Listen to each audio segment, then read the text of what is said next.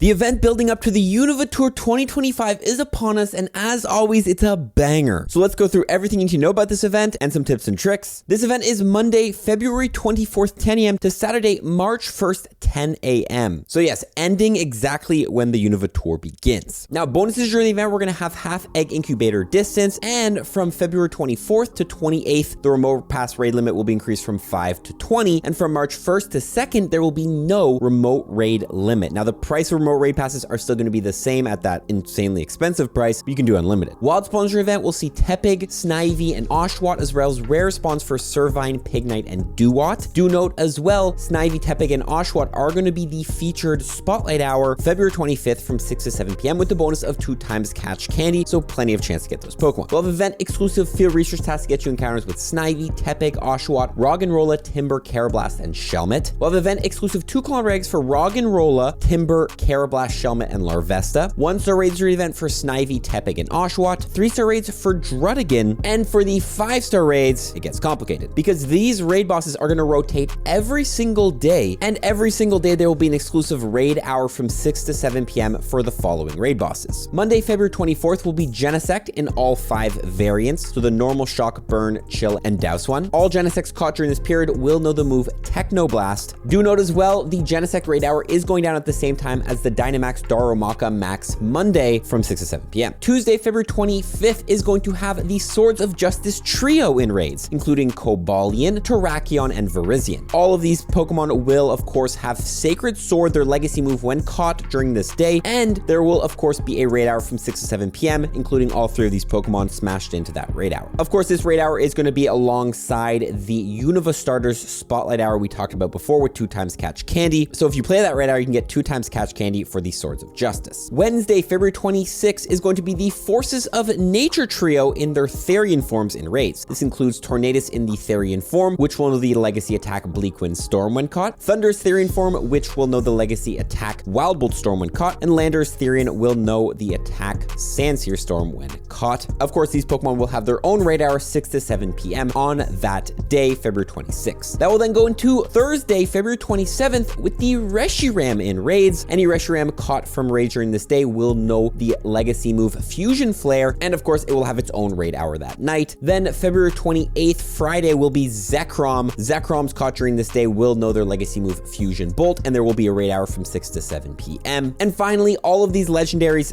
/ mythical Pokemon caught during this week may have an exclusive special background after you catch them. Cobalion, Terrakion, Virizion, Landorus, Therian, Genesect could have either the black or white version background. Tornadus and Reshiram will have the black version background, and Thunderous and Zekrom will have the white version background. Those are because those Pokemon are technically version exclusive. Don't forget as well, it is the season of Dual Destiny, so every day you will get 2 free raid passes to take down 2 of these raid bosses for free, and you can pay for more. A lot of raids, obviously you can see, but there's also free timed research during the event. We're going to be getting a timed research task that will reward us with encounters with some of the legendary mythical Pokemon from Gen 5. These Pokemon will be caught at level 15, so some of these Pokemon will be eligible for the Great League, but just know you can get a bunch of free legendary encounters during this event. At the time of making this video, I don't know the tasks for this event, but most likely it's going to be raid focused, so it'll be win up to like 12 raids, and every single time you win a raid, you get an encounter with a legendary. As far as Dynamax battles during the event, we will have Dynamax Pidove, the new Dynamax Darumaka, and Dynamax Sobble, and there will be a new feature during this event being implemented, the Tour Pass. If you're familiar with battle passes from other games, the Tour Pass is kind of like a mini battle pass, which is a free and premium reward pass that can work towards claiming rewards. This pass will automatically be added to everyone's account at 10 a.m. on Monday the 24th, and will remain active until 6 p.m. on Sunday the 2nd of March. You can go to the event page in the research menu to get access to your Tour Pass, and you will need to collect Tour points to unlock the rewards. 2 ways to collect these points. The first way is just honestly by playing the game. You'll earn small amounts of points by catching Pokemon, completing raids, hatching eggs, all those mundane things. The second way, and the way you get more Tour points, is by completing special quick event themed tasks. These tasks will refresh